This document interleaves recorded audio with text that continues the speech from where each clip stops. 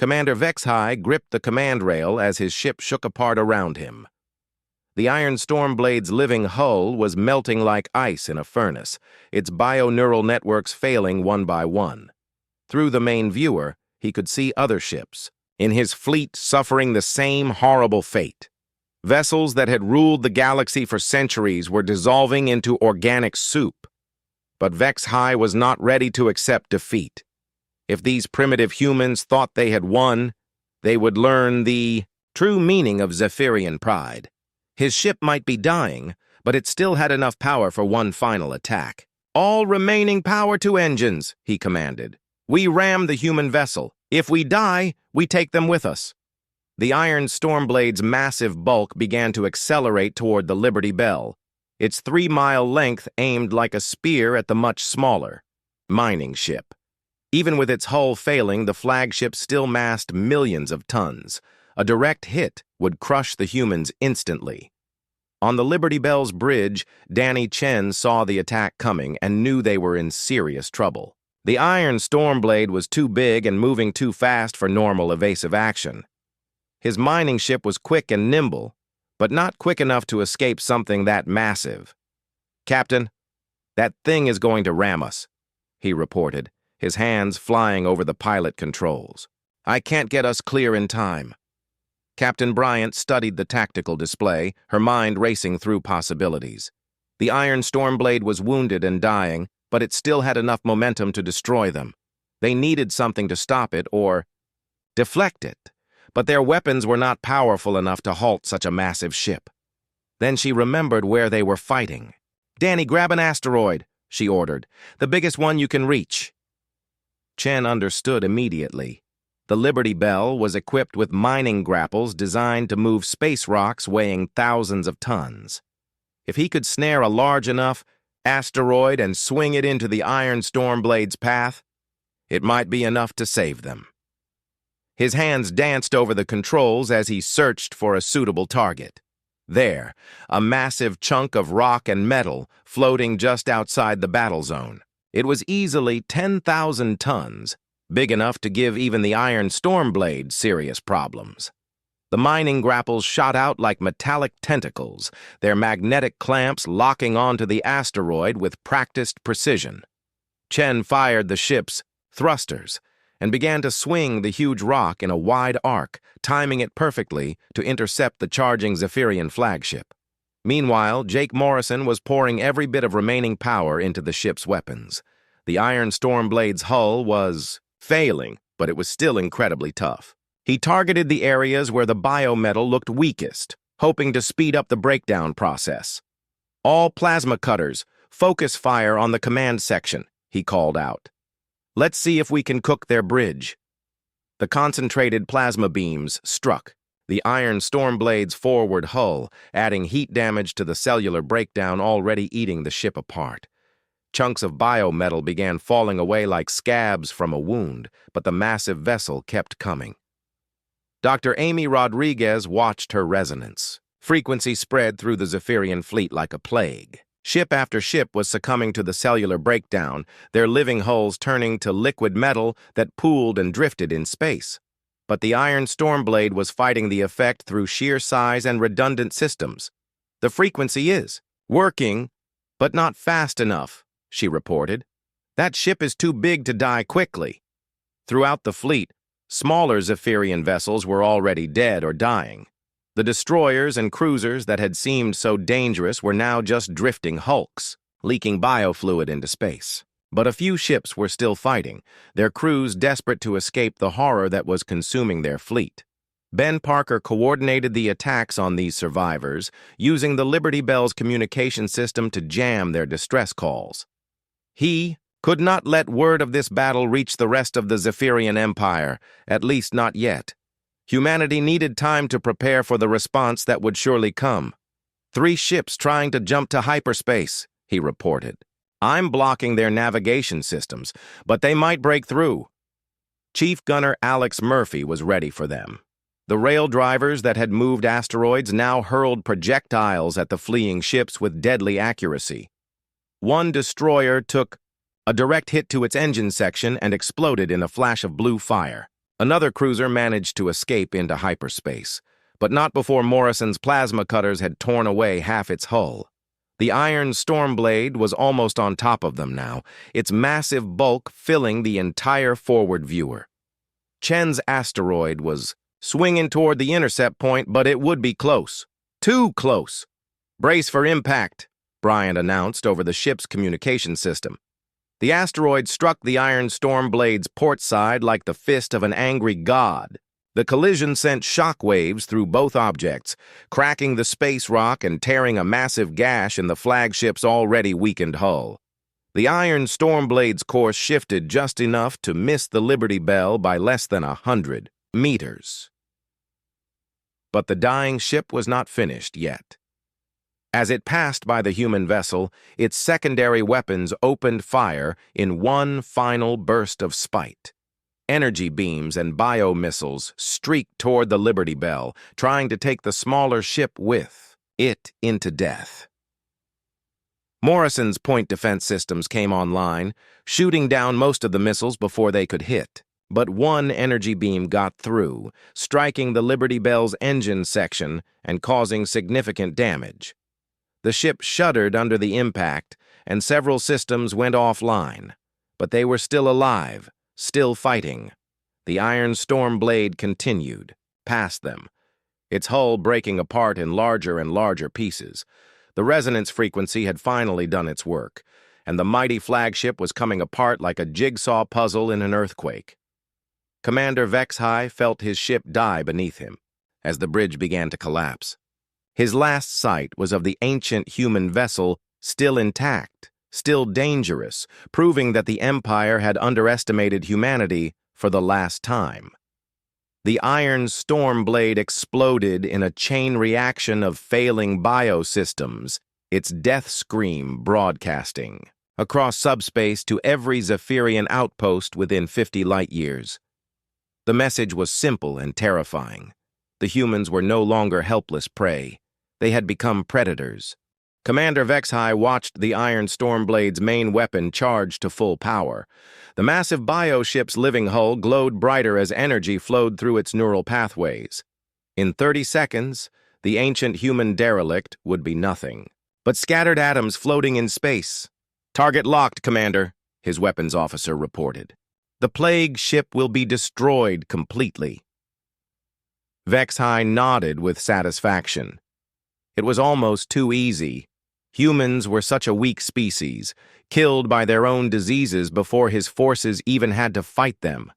Soon this system would be completely cleansed of their presence, and the Empire could move on to more important conquests. He was about to give the order to fire when something impossible happened. The dead human ship suddenly blazed with light. Power signatures that had been completely absent moments before now showed massive energy readings. The ancient vessel that had been drifting helplessly began to move with startling speed, its engines firing in perfect coordination. "What is this?" Vexhai demanded, his four eyes widening in shock. "I thought that ship was dead." Before anyone could answer, the Liberty Bell opened fire. Captain Bryant stood on her bridge, no longer hiding in the emergency shelter. Around her, the command crew worked at stations that had been powered down for months. The old mining ship was fully alive now, and she was ready to fight. "Fire all forward plasma cutters," Bryant ordered calmly. Jake Morrison's modifications proved their worth immediately. The plasma cutters that had once sliced through asteroids now focused their energy into devastating beams. 3 streams of superheated plasma lanced across space and struck the nearest Zephyrian destroyer. The bioship's living hull began to melt under the intense heat, its neural networks screaming in digital agony. The aliens had never seen anything like it. Human weapons were supposed to be crude projectile throwers and primitive lasers. These focused plasma beams cut through their bioarmor like knives through flesh. "All rail drivers, target the command cruiser," Bryant continued. The rail drivers had been designed to move asteroids weighing thousands of tons. Now they hurled chunks of processed metal at incredible speeds. The projectiles struck a Zephyrian cruiser with the force of meteors, punching clean through its hull and causing massive internal damage, but the real surprise was yet to come. Dr. Amy Rodriguez worked frantically at her console, preparing the weapon she had designed over months of careful research. In front of her, a modified mining probe sat ready for launch. It looked like a piece of debris, but inside was the most dangerous device ever created by human hands. "Amy, are you ready?" Bryant asked over the communication system. "Probe is loaded and programmed, Captain. If my calculations are correct, this should disrupt their entire neural network." Amy's fingers flew over the controls as she targeted the iron Stormblade. The massive flagship was the heart of the Zephyrian fleet, its bio-neural systems connected to every other ship. If she could reach it with her resonance frequency, the effect would spread through their entire formation. "Launch probe," Bryant ordered. The small device shot out from the Liberty Bell, disguised among the debris and wreckage from the ongoing battle.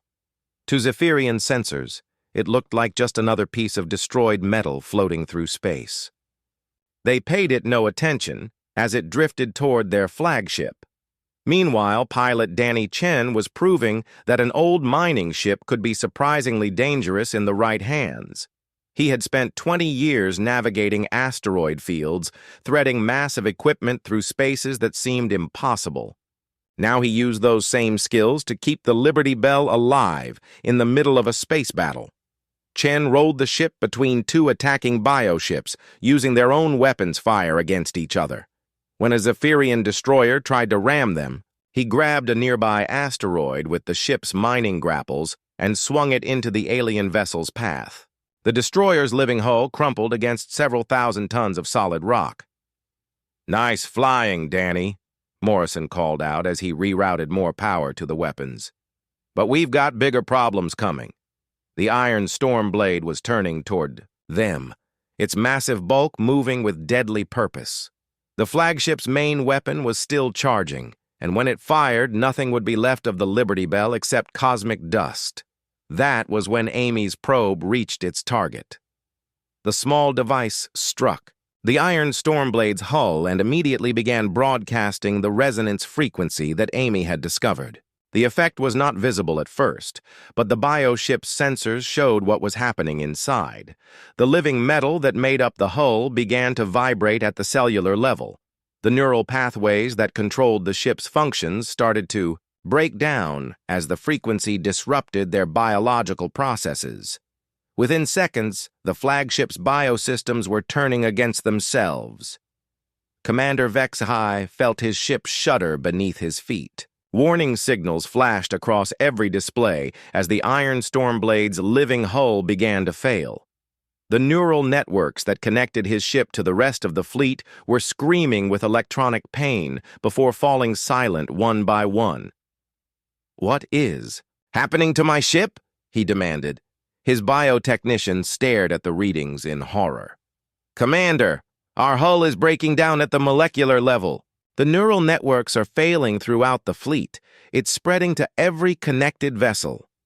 The resonance frequency was doing exactly what Amy had predicted. The bioship's greatest strength was their neural connection, but that same connection was now carrying a signal that destroyed them from within. Ship after ship began to suffer catastrophic hull failures as their living metal turned to organic sludge. Bryant watched in amazement as the mighty Zephyrian fleet began to tear itself apart. Bioships that had seemed invincible moments before were now helpless as their own technology betrayed them. The iron Stormblade, pride of the Empire, was dissolving like salt in water. "All weapons, continue firing," she ordered. "Target any ship that's still operational." Morrison's modified mining equipment proved devastatingly effective against the failing bioships. Rail drivers punched through weakened hulls while plasma cutters finished off vessels that were already dying from the resonance frequency. The battle that should have been a quick execution was turning into a complete rout. The ancient human ship that nobody had feared was destroying an entire fleet with weapons made from mining tools and scientific brilliance, but the iron Stormblade was not finished yet. Even as its hull dissolved, Commander Vexhai made one final, desperate decision. If his ship was going to die, he would take the humans with him. Sub-Commander Kai Thul stepped off the transport shuttle and onto the deck of the USS Liberty Bell. His breathing mask filtered the stale air as he led a team of 12 Zephyrian soldiers through the airlock. Behind him, the transport's pilot kept the engines running, ready to leave quickly if needed. The human ship was even more primitive than Kai Thul had expected. The corridors were narrow and cramped, lit by flickering emergency lights that cast strange shadows on the metal walls. Everything was built at sharp angles instead of the flowing curves his people preferred. It felt cold and dead, like walking through the bones of some ancient creature. "Spread out and search for anything useful," he ordered his soldiers. "Look for metals, computer cores, or power cells. Ignore everything else." The Zephyrians moved through the ship with practiced efficiency. They had raided dozens of human vessels before, and they knew what to expect. Usually they found bodies, floating in the corridors, and valuable materials in the cargo holds. This ship seemed different, though. There were no bodies anywhere, and signs that the crew had left in a hurry. What the aliens did not know was that every human aboard was listening to their every word. Captain Bryant lay hidden in an emergency shelter behind the bridge, breathing quietly as alien footsteps echoed overhead. The shelter was designed to look like part of the ship's structural support, invisible unless someone knew exactly where to look. Throughout the Liberty Bell, 46 other humans waited in similar hiding places. Jake Morrison had spent weeks preparing these shelters, making sure they had air supplies and communication links while remaining completely hidden from sensors. The ship had been built for asteroid mining, where cave-ins could trap workers for days. Every section had emergency hideouts that the ship's original designers had never imagined would be used to hide from alien invaders. Morrison himself was squeezed into a maintenance shaft just above the engine room, watching through a tiny camera as Zephyrian soldiers examined his equipment. They looked at the fusion reactor and mining systems with the same interest they might show for ancient stone tools. To them, human technology was barely worth studying. If only they knew what he had done to those mining systems over the past 6 months. The plasma cutters that they dismissed as crude tools had been modified and enhanced. The rail drivers used for moving asteroids had been turned into weapons that could punch through ship hulls. Even the mining charges had been rewired and reprogrammed for combat use. But the aliens saw only old equipment that posed no threat. In the medical bay, Dr. Amy Rodriguez held her breath as 2 Zephyrian soldiers walked past her hiding place. She was crammed into a supply closet that Morrison had modified to look like a solid wall. In her hands, she clutched a datapad containing months of research on bioship technology. Amy had studied every piece of Zephyrian wreckage they could find after the colony's destruction. She had learned that their living ships were not as perfect as they seemed. The biometal hulls were connected through neural networks that allowed instant communication between vessels. This made their fleets incredibly coordinated, but it also created a weakness. The neural networks all operated on similar frequencies. If she could disrupt those frequencies in the right way, it might cause the biometal to break down at the cellular level. The ships would literally tear themselves apart from the inside. But she needed to get close enough to a Zephyrian vessel to test her theory, and that seemed impossible. Chief Medical Officer Kate Sullivan watched from another hiding spot as the aliens searched her medical bay. She had spent hours preparing for this moment, setting up evidence that would support their cover story. Medical records showed a deadly plague outbreak that had supposedly killed the entire crew. Blood samples were contaminated with harmless bacteria that would look terrifying to alien scanners. The plan was simple but dangerous. If the Zephyrians believed the ship was infected with a human disease, they would retreat rather than risk contamination. But if they discovered the truth, every human aboard would die. One of the Zephyrian soldiers picked up a medical scanner and examined the contaminated samples. His translator device crackled as he spoke to his commander. "Sir, I am detecting biological contamination throughout this section. The readings suggest some kind of plague organism." Kai-Thul moved quickly to the medical bay, his own scanner confirming the readings. The humans had died from disease, not battle. That explained why there were no bodies and why the ship had been abandoned so hastily. "Seal your suits immediately," he ordered his team. "We are leaving this ship now." The Zephyrians retreated toward their shuttle with obvious fear. Their biotechnology made them especially vulnerable to biological weapons, and they had no desire to bring an unknown plague back to their fleet. Within minutes, they were off the Liberty Bell and reporting their findings to Commander Vexahai. Ben Parker listened to their communications from his hidden position, translating their words for Captain Bryant. The aliens had believed their story completely. They thought the ship was a plague hulk, too dangerous to salvage or destroy by boarding. Instead, they planned to vaporize it from a safe distance using the Iron Stormblade's main weapons. That was exactly what Bryant had hoped they would do. As the Zephyrian fleet moved into attack formation, the humans aboard the Liberty Bell prepared for the most desperate gamble of their lives. For 6 months, they had played dead while their enemies grew overconfident. Now, it was time to show the galaxy what happened when you underestimated humanity. Morrison began powering up the hidden weapon systems, routing energy through pathways the aliens had never detected. Parker prepared to jam their communications at the crucial moment. Amy readied her biofrequency weapon, hoping months of research would pay off in the next few minutes. Captain Bryant spoke quietly into her communicator, addressing her crew for what might be the last time. "All hands, prepare for combat. We are about to show these aliens that humans do not go quietly into the dark. Whatever happens next, remember that we fight not just for ourselves, but for every human still alive in this galaxy." Throughout the ship, 47 voices whispered their acknowledgement. They were miners and doctors and engineers, not soldiers, but they were human, and that meant they would never stop fighting as long as they drew breath. The Iron Stormblade powered up its main weapon, preparing to destroy what its crew thought was an empty hulk. They had no idea they were about to face the most dangerous enemy they had ever encountered, an enemy that had been waiting patiently for exactly this moment. The darkness of space stretched endlessly around the Kepler 442 system, broken only by the cold light of distant stars. In this emptiness, a massive fleet of alien ships moved with deadly purpose.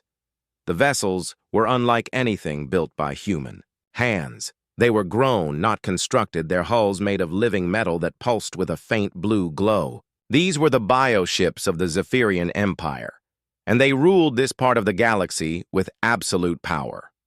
Commander Vexahai stood on the bridge of the Iron Stormblade, the largest and most feared ship in the fleet.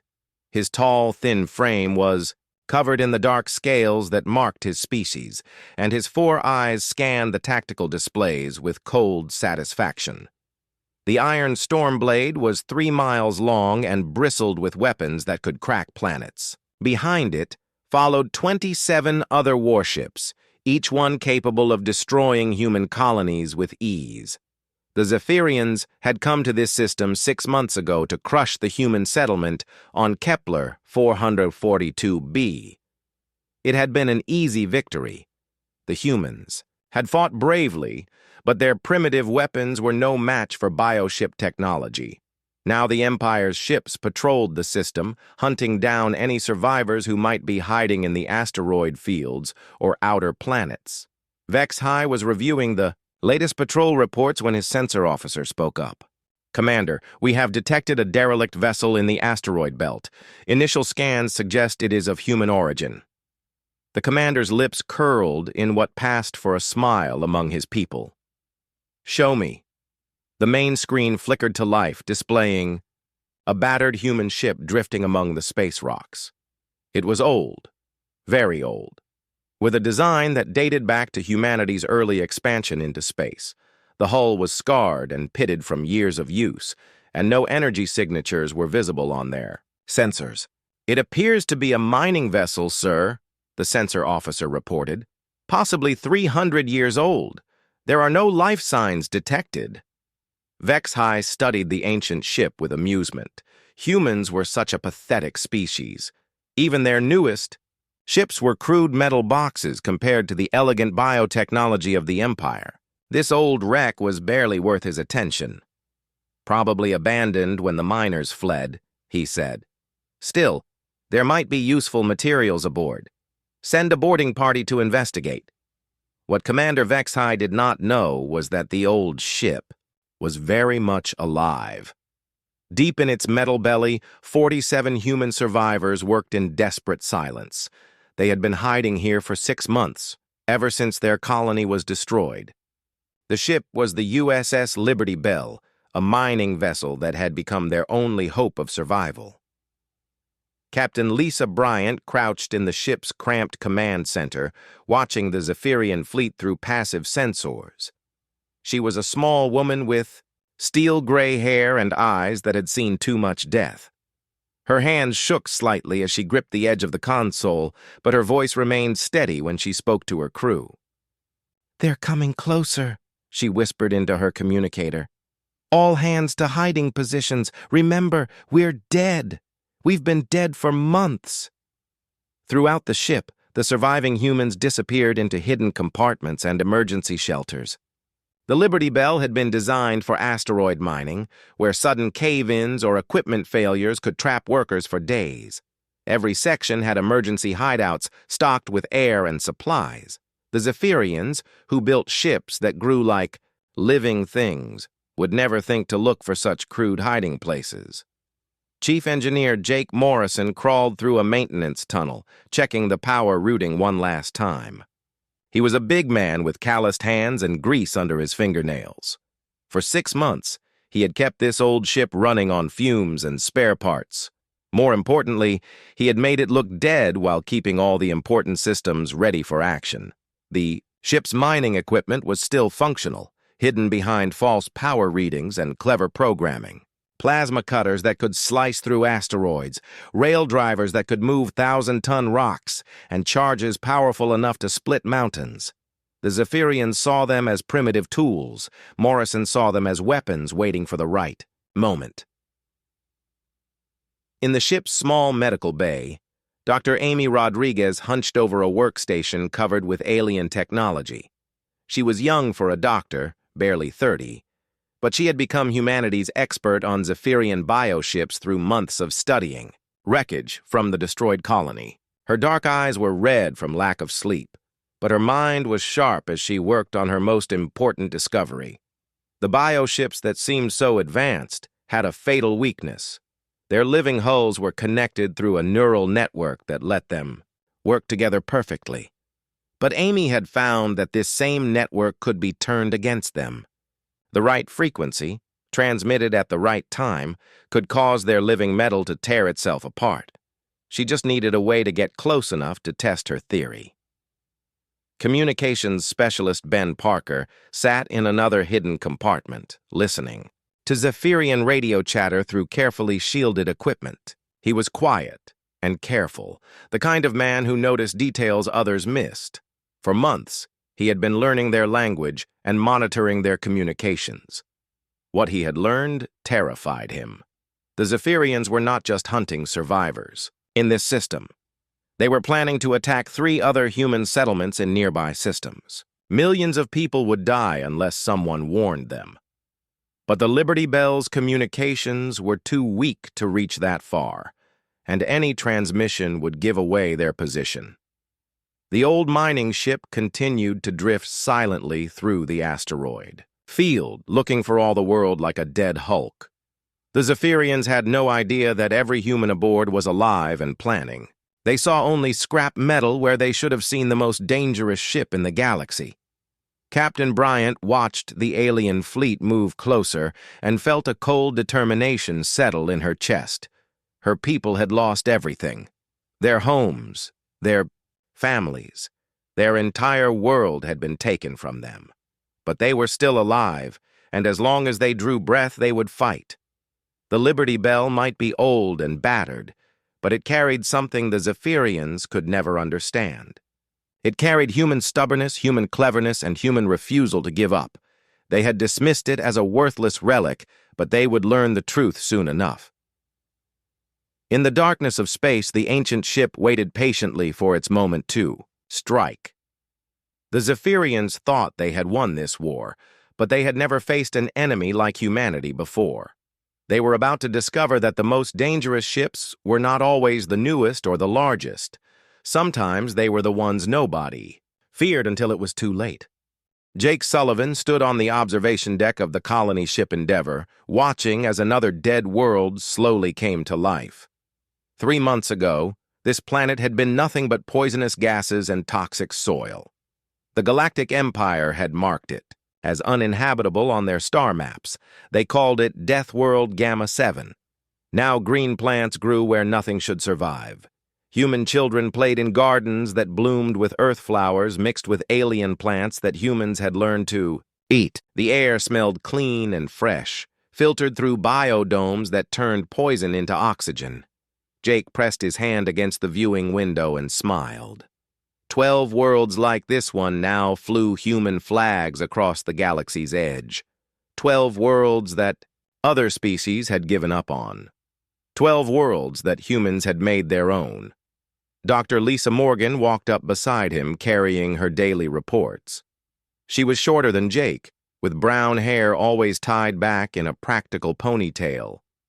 Her clothes were dirty from working in the soil labs all morning. "The adaptation tests are complete," Lisa said, handing Jake a data pad. "We can now eat 97% of all plant life on this world.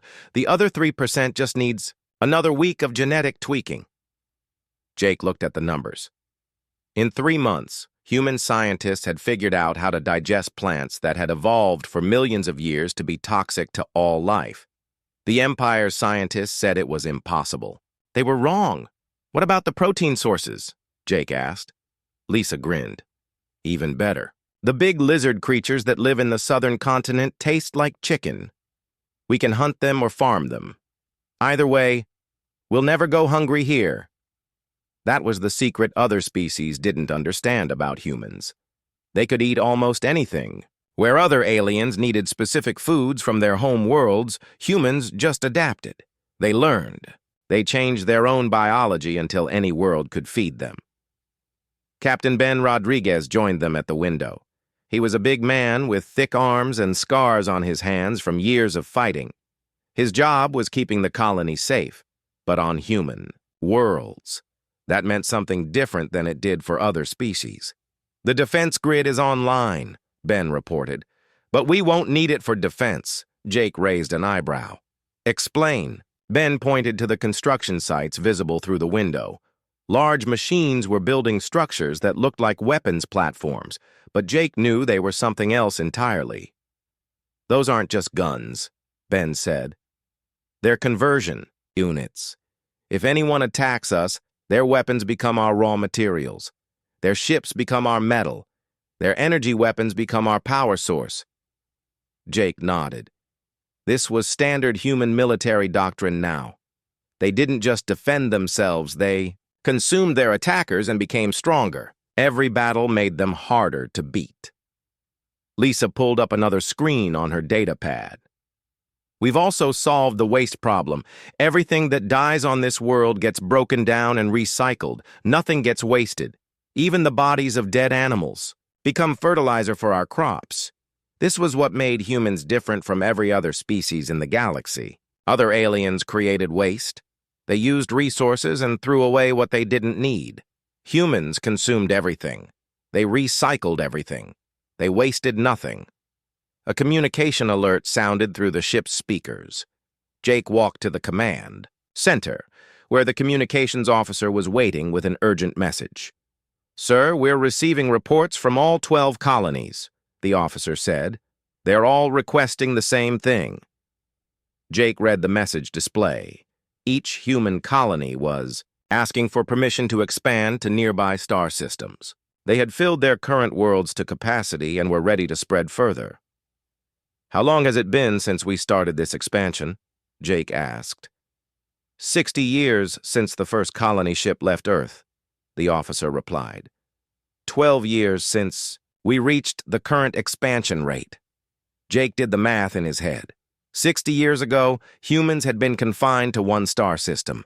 Now, they controlled 12 worlds and were ready to take more. At this rate, they would control 100 worlds within another 20 years. The thing was, they were still on the edge of the galaxy. The real prize was the inner systems, where the Galactic Empire had built their civilization over thousands of years.